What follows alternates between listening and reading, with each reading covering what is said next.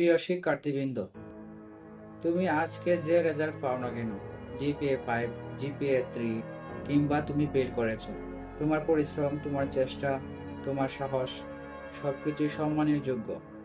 কারণ তুমি লড়েছো, তুমি দাঁড়িয়ে থেকেছো, তুমি শেষ পর্যন্ত চেষ্টা করেছো।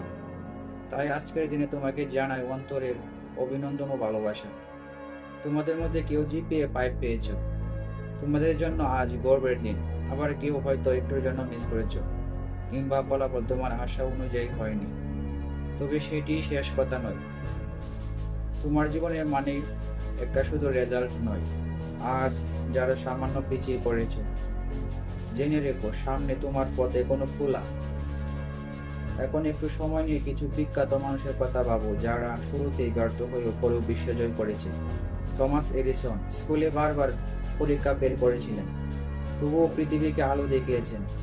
আলবার্ট আইনস্টাইন ছোটবেলায় বুদ্ধিহীন বলা হতো, কিন্তু তিনি হলেন আধুনিক পদার্থবিজ্ঞানের স্থপতি। জ্যাক মা একাধিকবার ফেল করে চাকরি না পেয়ে আজ বিশ্বের অন্যতম সফল উদ্যোক্তা। তাদের গল্প বলে ব্যর্থতা মানে থেমে যাওয়া নয়, রেজাল্ট মানে জীবনের শেষ কথা নয়। তুমি যেখানে আছো সেখান থেকে আবার শুরু করো। স্বপ্ন দেখো, লড়াই চালিয়ে যাও, সফলতা একদিন ঠিকই তোমার দরজায় কড়া নাড়বে। শুভকামনা তোমার নতুন পথ চলার জন্য।